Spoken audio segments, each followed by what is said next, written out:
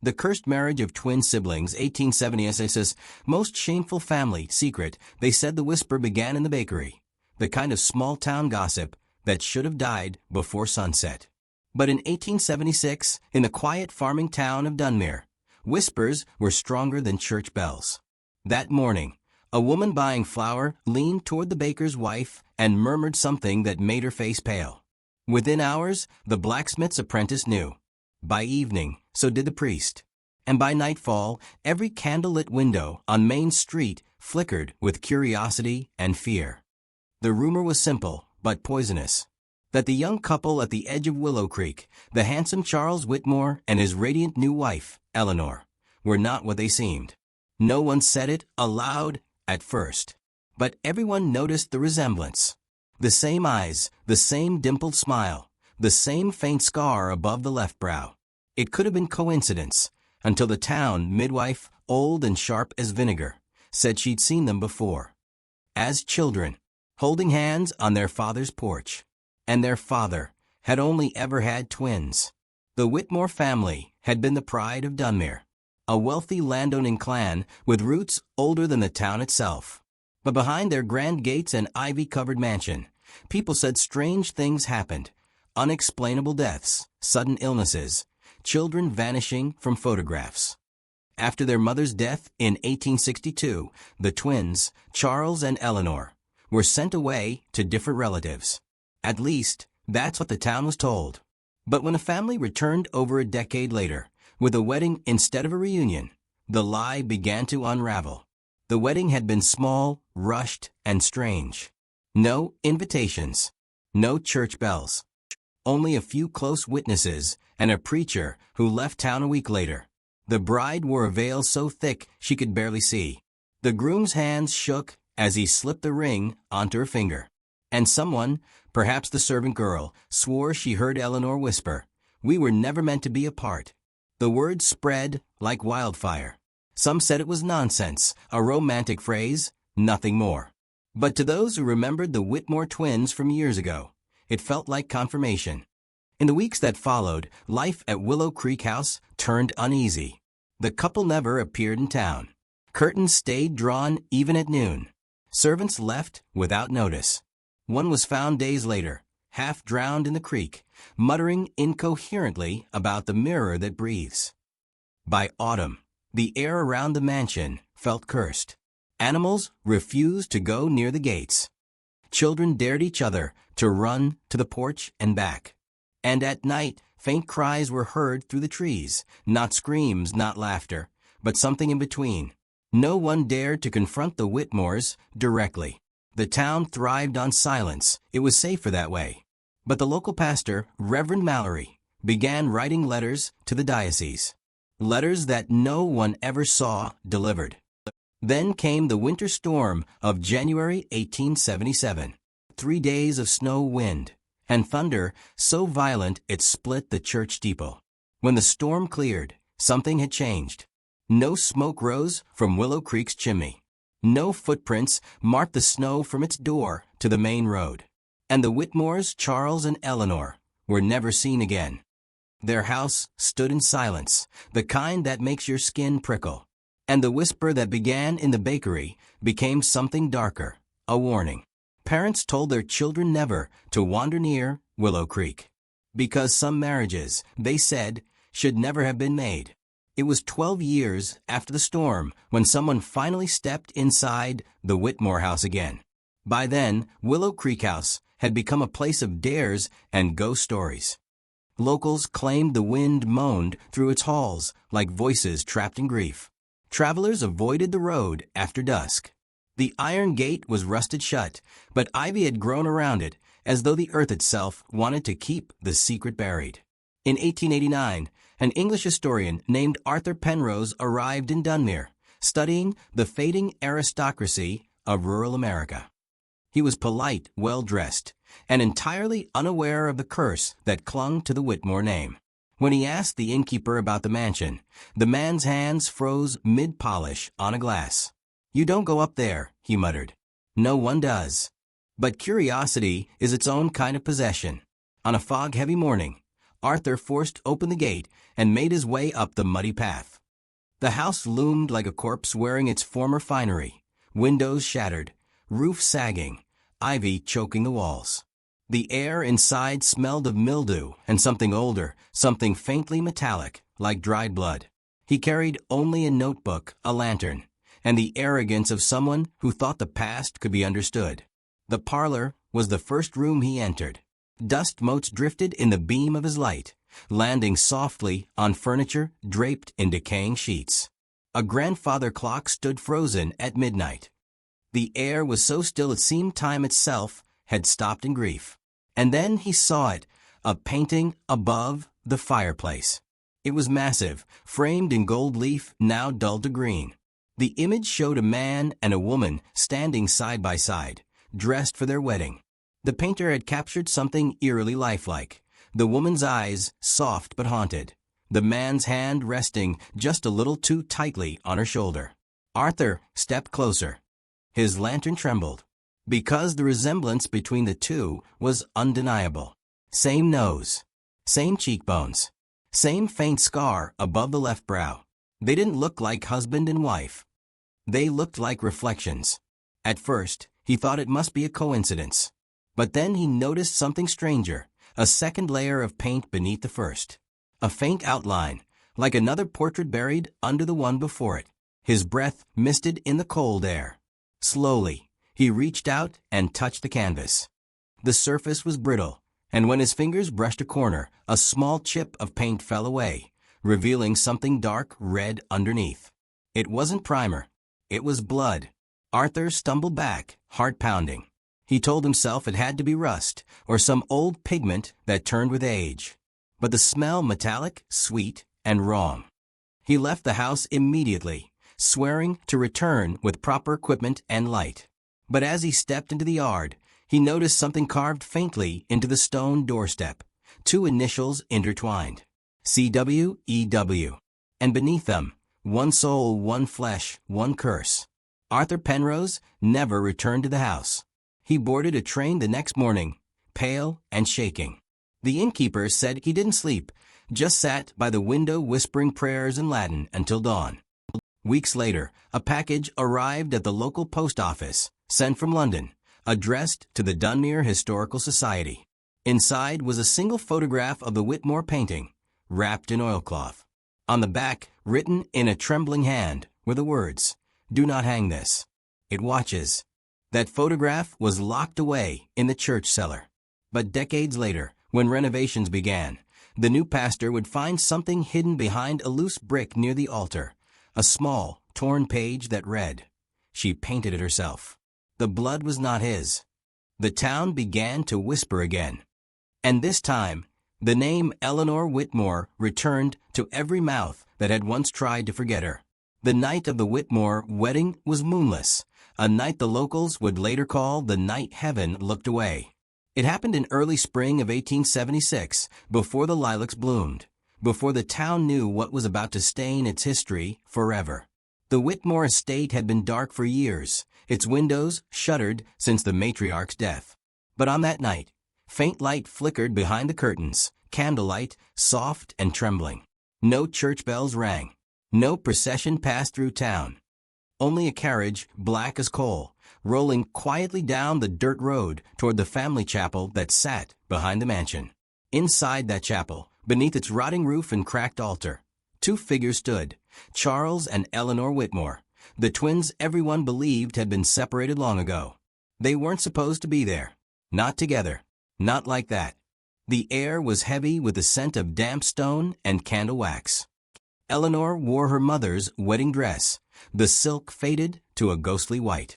Charles's suit hung loose on him, his hands trembling as though every instinct in his body screamed to stop. And yet they stayed.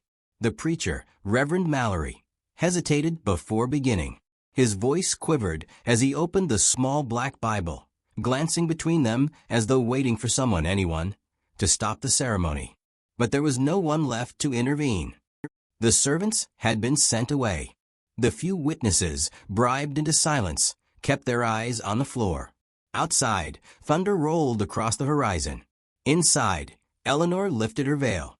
Her face was pale, almost translucent, and her eyes, those strange, matching blue eyes, glistened not with joy, but with defiance.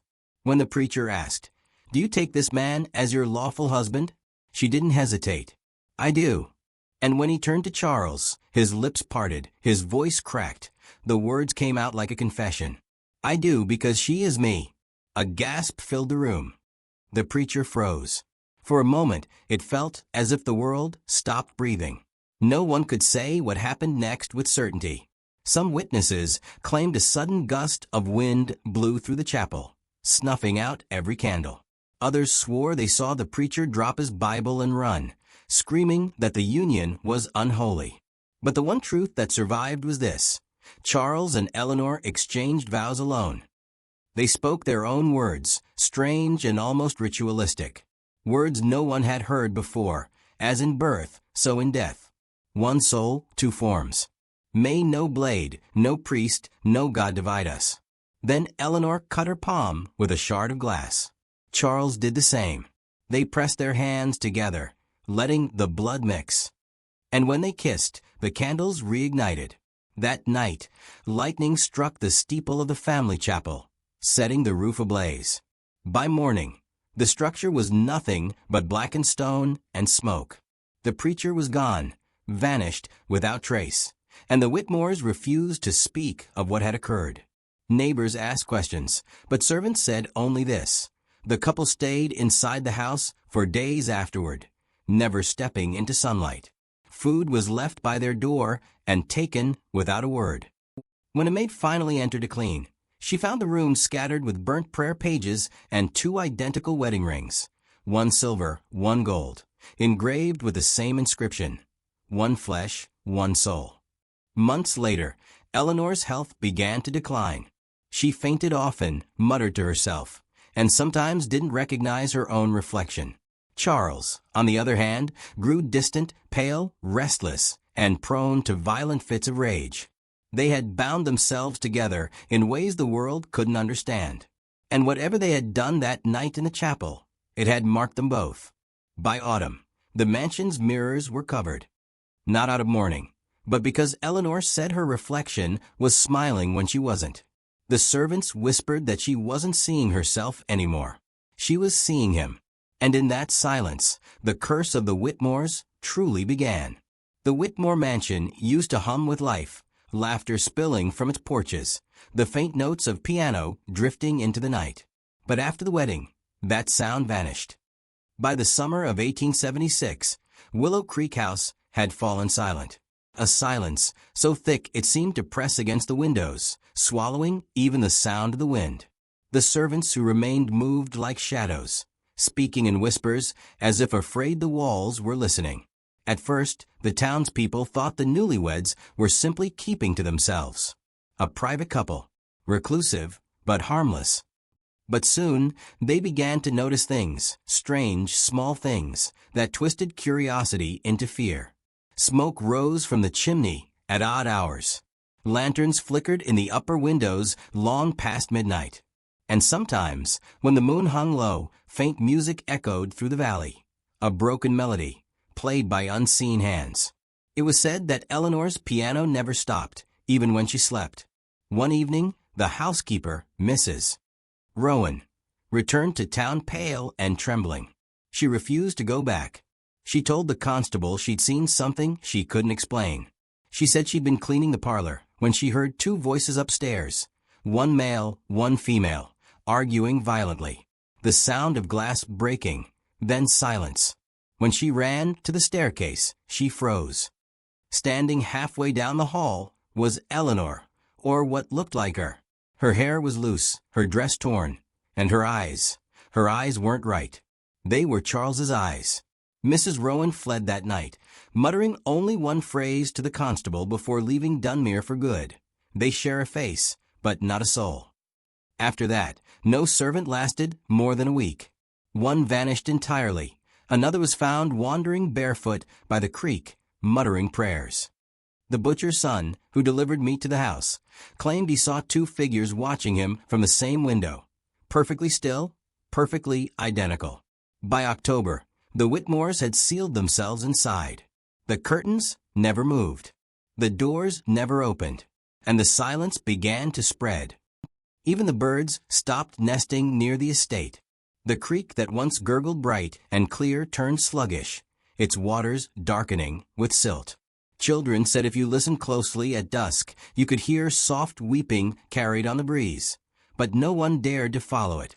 Then came the night the music stopped. A farmer named Abel Hurst, whose land bordered the Whitmore property, woke to a sound like a scream smothered underwater. He lit a lantern and stepped outside. The air was still, too still.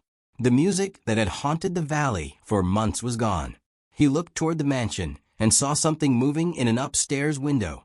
Not a person, but a reflection, like candlelight caught in a mirror. Then the light went out, and the house sank into complete darkness. The next morning, snow fell, the first of the season, and the footprints that usually led from the back door to the well were gone. It was as though the Whitmores had simply dissolved into the silence. The constable organized a visit days later. But when he arrived with 2 deputies, they found the gates chained shut from the inside. The air smelled of rot and damp earth. Through a broken window, they glimpsed a figure sitting at the piano, unmoving, head bowed, hands resting on the keys. But when they broke in, the bench was empty. Only a single sheet of music remained, scorched along the edges. Written in a delicate hand were the words, "He doesn't sleep when I do." After that night, the townspeople stopped trying to explain. They stopped asking questions. The Whitmores were gone, but their house remained, silent, patient, waiting. And Dunmere learned that silence could be contagious. Winter of 1877 came colder than anyone could remember. The fields froze solid, the church's bell cracked, and even the creek behind Willow House turned to ice, silent, still, lifeless. That was the season Dr. Alistair Hensley was summoned to the Whitmore estate. The letter arrived without a signature, written in a shaky hand. "She's dying. Bring no one." Hensley was an aging physician, practical and stoic, a man who'd seen enough suffering to lose his fear of death. But even he hesitated before that gate. No smoke rose from the chimney, no sound came from within. The windows were frosted white, as if the house itself refused to breathe. He entered anyway. Inside, the air was foul, a mixture of sickness, perfume, and something that reminded him of copper. A single candle burned in the hall, its flame bending toward him as though drawn by his warmth. He followed the sound of shallow breathing to the master bedroom. There on the bed lay Eleanor Whitmore, pale, thin, her hair clinging to her damp forehead. Her eyes fluttered weakly open when she saw him. Beside her sat Charles, holding her hand with a desperation that bordered on madness. "She's not dying," Charles whispered. "She's changing." Hensley ignored the words and examined the patient. Eleanor's pulse was faint, her body burning with fever. But there was something else. Her pupils were uneven, her skin cold despite the heat radiating from her chest. When he pressed a hand to her belly, she flinched. He froze. There was movement beneath the skin. At first he thought she was pregnant, but the rhythm was wrong. The motion wasn't the flutter of a child. It was shifting, pulsing, as if something inside her was trying to find a way out. He looked at Charles, whose eyes were wild and sunken. "She's carrying what we made," Charles said quietly. "She said the vows bound more than our souls." Dr. Hensley recoiled, muttering that they needed to go to the hospital. But Charles blocked his path, his voice trembling with conviction. "We cannot leave. If she dies elsewhere, it will come with her. It must stay here where it began." Hours passed in fever and delirium. Eleanor's screams echoed through the hall, muffled by thunder outside. Hensley worked frantically, boiling water, tearing linen, trying to save her. But the birth that followed was not one of life. When it was over, the doctor stood trembling beside the bed, staring at what lay before him. A child, but not quite. The infant's features shifted between them in the dim candlelight. For an instant, it looked like Charles. Then Eleanor. Then something in between, neither and both. And then it stopped breathing. Hensley wrapped the stillborn in cloth and turned to Charles. But Charles was gone. The door was wide open, snow blowing in through the hallway.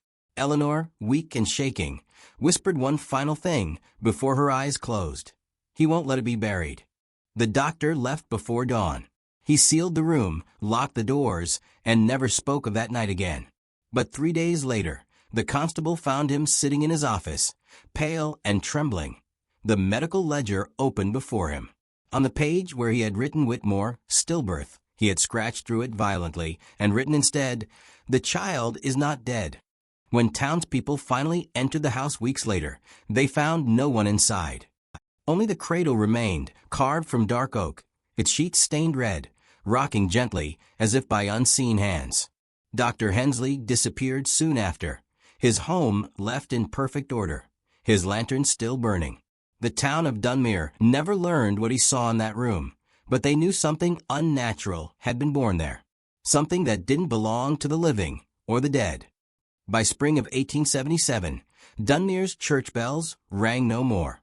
The congregation had scattered, frightened by what the town had become, by the lingering chill that clung to the valley, and by the way people spoke in half-whispers, as if afraid their own words might wake something sleeping. Only one man refused to flee, Reverend Thomas Mallory, the same preacher who had once stood before Charles and Eleanor in that forbidden wedding, haunted by the memory of his trembling hands holding that black Bible. He had tried to forget, God knows he had, but each night he woke gasping, the taste of smoke and blood in his mouth. He saw the chapel burning again and again, heard the twins' voices overlapping like a broken hymn. As in birth, so in death. One soul, two forms, and every morning he prayed harder. Every evening he drank more. When word reached him of the stillbirth at Willow House, Mallory stopped preaching altogether. He barricaded himself inside the rectory and spent nights pacing before the altar, muttering fragments of scripture. Until one night, he claimed he heard crying outside the church, a baby's cry. He rushed to the door, heart pounding, but the road was empty.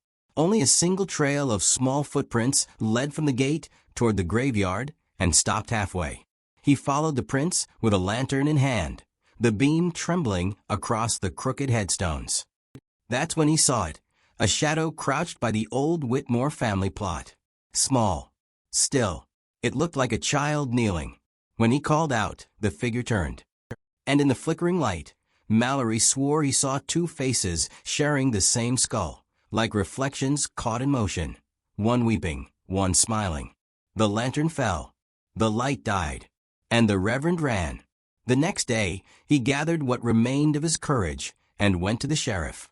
He spoke fast, feverish, claiming that the Whitmore curse had taken flesh, that something born without permission was walking the earth, trapped between identities. The sheriff laughed. But by dawn, the Reverend was gone. That same morning, smoke was seen rising from the Churchill. At first, townsfolk thought it was the mist. But when the sun lifted, they saw flames clawing through the stained glass windows. The church was on fire, an inferno so fierce that even the bell melted. Inside, amid the collapse of beams and ash, someone heard singing. Not screams, singing. The voice was thin, distant, almost childlike. It carried a strange melody, half lullaby, half prayer. And above it, another sound. The deep, broken voice of the Reverend shouting, "Be gone from her." Moments later, the roof gave way. By the time the fire died, the entire church was gone. Only the stone steps and a half-buried cross remained. When the townspeople searched the ruins, they found no trace of Reverend Mallory's body. Only his Bible, charred but intact, lying open to the book of Leviticus. A single verse survived the flame. The two shall become one flesh, and their sin shall consume them. Beneath that verse, written in ash-darkened ink, was a note in the Reverend's hand. It isn't her soul that's bound. It's his. The church that had once baptized generations of Dunmere's children became a black scar on the hill, untouched by grass for years after. And at night, when the wind passed through the ruins, people swore they could hear two voices whispering over the ashes, one pleading, the other laughing. The next morning, Willow House's windows glowed with faint candlelight for the first time in months. Someone was home again. When the church burned, Dunmere stopped pretending that nothing was wrong. They didn't speak it aloud, but they all knew something had been unleashed. By the summer of 1877, the town was dying in ways that couldn't be explained. Cattle were born deformed. Wells turned foul overnight. Children began waking in the night, claiming they saw a pale woman at the window, or a man who looked like her. It wasn't panic that followed. It was denial. The townsfolk of Dunmere were simple people, farmers, merchants, seamstresses, and they believed that some sins could be erased with silence. So when fear came, they met it not with prayer, but with a pact. On July 9th, they gathered in the town hall, a place that smelled of dust, sweat, and secrets. The sheriff, the mayor, and the elders stood at the front, eyes hollow. The mayor spoke first, voice low and shaking. "We cannot go on like this," he said. "If word spreads, we'll lose everything. The land, the people, the town itself." He turned to the sheriff. "What we saw, what Reverend Mallory saw, it ends tonight."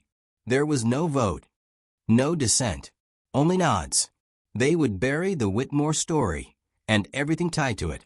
That evening, under a blood-orange sky, 6 men rode to Willow Creek House. They brought shovels, oil lamps, and a single wooden cross. They didn't knock. They broke the door down. The house reeked of mold and rot, but also of something else. Perfume, faint and floral, still lingering in the halls. They searched every room until they reached the master bedroom. The bed was stripped bare, the floorboards warped from water damage. On the vanity, 2 rings lay side by side, fused together as if melted by heat. In the corner, beneath a veil of cobwebs, they found a cradle. Inside was nothing but dust and the imprint of small hands pressed into the linen. The sheriff lifted the cradle and took it outside. He doused it in oil, struck a match, and watched it burn. No one spoke a word. When the fire died, they returned to town. That same night, a meeting was held in the churchyard ruins. Every family signed their name in the mayor's ledger beneath a single vow. We shall not speak of them, nor of what was born, nor of what was seen. Let the Whitmores be ash, and Dunmere live. They called it the Pact of Silence. To enforce it, every trace of the Whitmore name was removed. Records burned, portraits destroyed, letters sealed away. The road to Willow Creek was closed and left to crumble. And for a time, it worked. The seasons passed. Crops returned. The air lightened. People smiled again. But silence has its price. In 1881, a young girl named Clara Hurst disappeared while playing near the old creek. Her shoes were found neatly placed by the water, her reflection still rippling in the stream. The sheriff reopened the case, but found nothing, except a single handprint in the mud, small and perfect, pressed beside her footprints.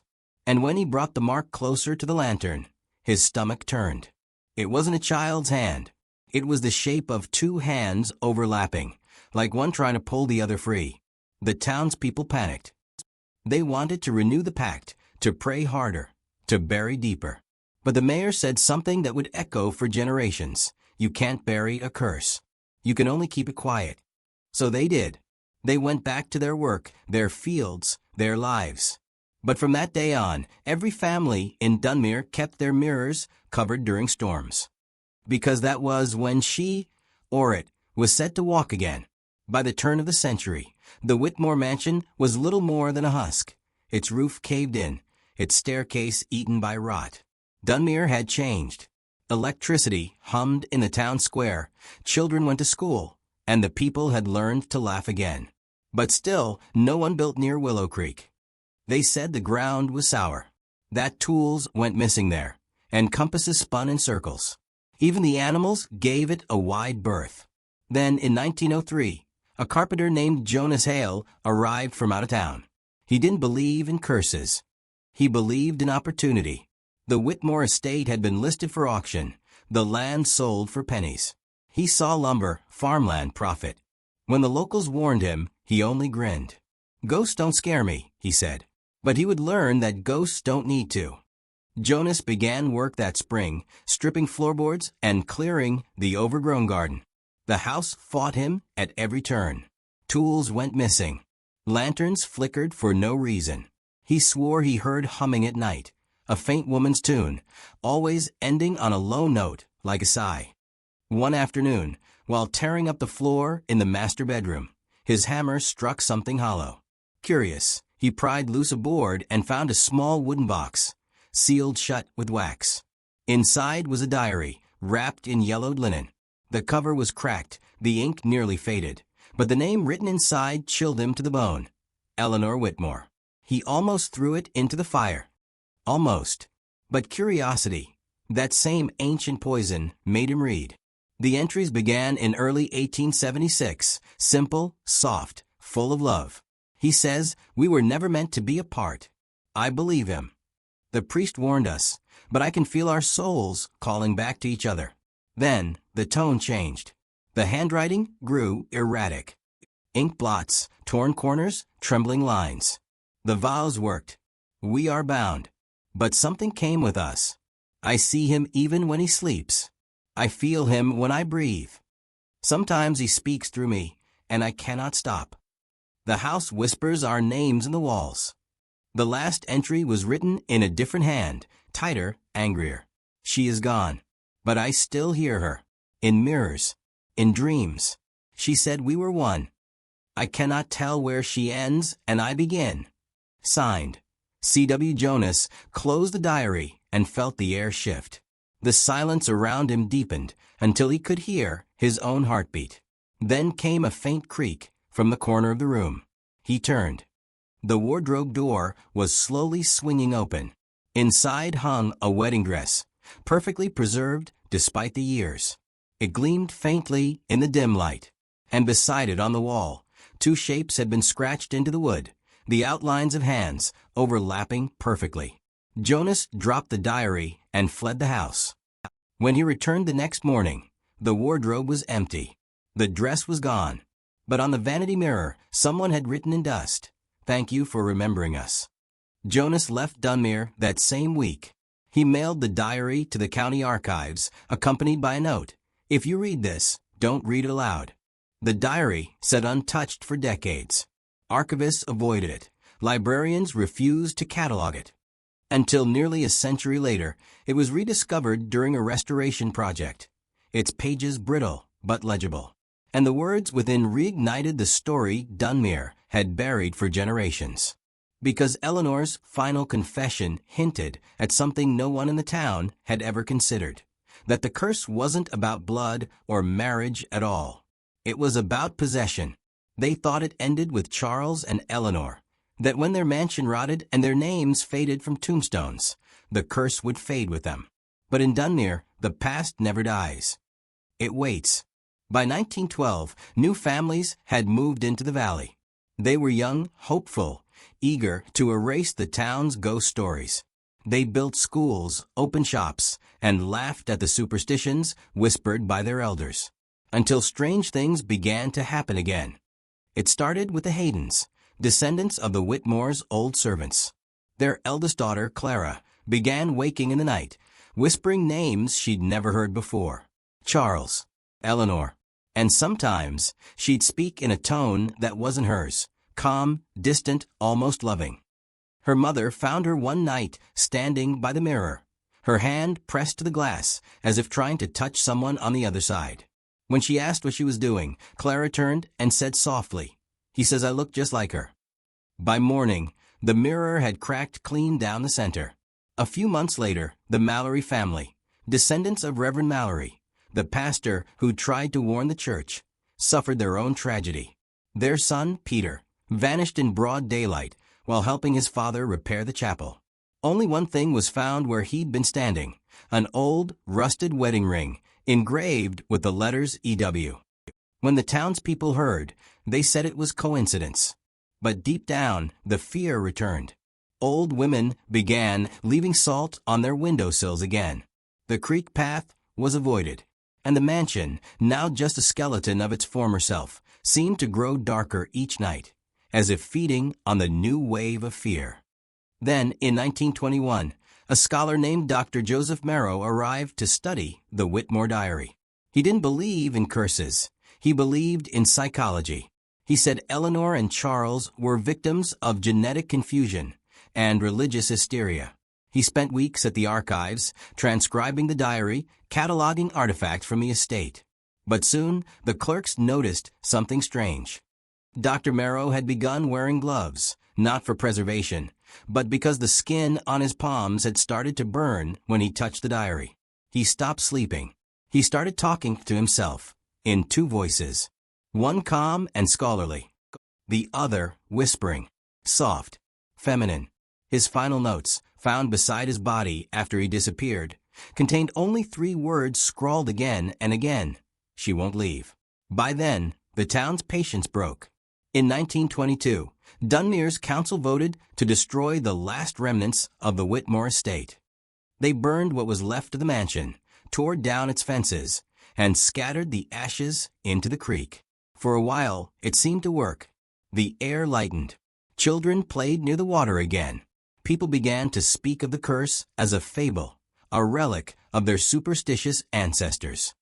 But every few years, the same story found new life. A girl would vanish near the creek. A man would see his reflection smile when he didn't. A newlywed couple would hear laughter in their attic, soft and familiar. And in every case, they swore they saw 2 figures in the mirror, one behind the other, always holding hands. The town rebuilt itself around its silence. But the curse, the bond between the twins, never left. It simply moved through the bloodlines, invisible but unbroken. And some said that every few generations, the Whitmores were reborn in new faces, drawn together again, destined to repeat the same sin. A sin not of love, but of refusal. Refusal to let death separate them. And Dunmere, even now, whispers their names when the wind moves through the trees. The town of Dunmere had long been erased from most maps by the late 1940s. The railroad bypassed it. The mills closed. The few families that stayed behind lived quietly, refusing to speak of its past. But one spring morning, a stranger arrived, Margaret Whitmore, a historian from Boston. She had come to trace her family roots, armed with curiosity, letters, and the name everyone else had learned to forget. Her grandmother had died recently, leaving behind a small silver locket. Inside was a faded photograph of a man and woman, identical in every way except for the cut of their clothes. On the back, in trembling handwriting, were 3 words, "We are one." Margaret thought it romantic. The locals knew better. When she first mentioned her surname at the inn, the innkeeper froze. His wife dropped the tray she was carrying. Neither said a word for a long time. "You're not from here," the woman finally whispered. Margaret smiled. "No, but my family was. I'm writing a book on the Whitmore line." That night, the townspeople locked their doors early. And though no one dared say it aloud, they all felt the same thing, the old chill, creeping back through Dunmere like mist from the creek. Margaret spent her days exploring the ruins of Willow Creek House, now little more than moss and stone.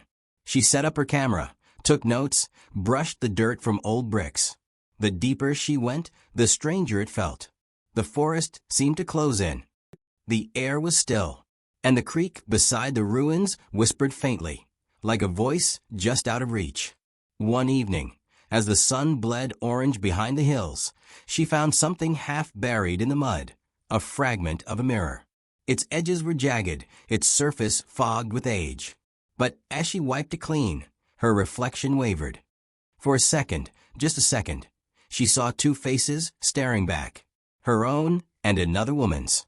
Eyes full of sorrow, a veil framing her face. Margaret dropped the shard. But when she looked down again, it was gone. Only her footprints remained. That night, she dreamt of the mansion as it once was, candlelit, filled with laughter and violin music.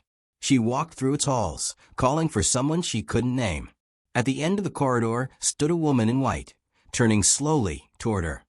When the woman spoke, it was in her own voice. "You came back to finish what we started." Margaret woke in the dark, trembling. Her hands were cold. Her heart raced as she realized something. The locket on her bedside table was open, and the photograph was missing. The next morning, She went to the town archives, desperate for answers. The archivist, a man in his 70s, hesitated when she told him her name. Then, without a word, he unlocked a drawer and pulled out a box marked Whitmore, restricted. Inside was the diary Jonas Hale had found a century earlier. The ink had almost vanished, but as she touched the pages, the faintest words appeared, as if the paper itself remembered. Her hands shook as she read the final entry. It was dated April 14th, 1877, the day the storm ended. If our souls cannot rest apart, then we shall find each other again. In time, in blood, in name. Below the words was a faint signature, Eleanor Whitmore, and beneath it, written in darker ink, almost carved into the page, Margaret. The pen fell from her hand.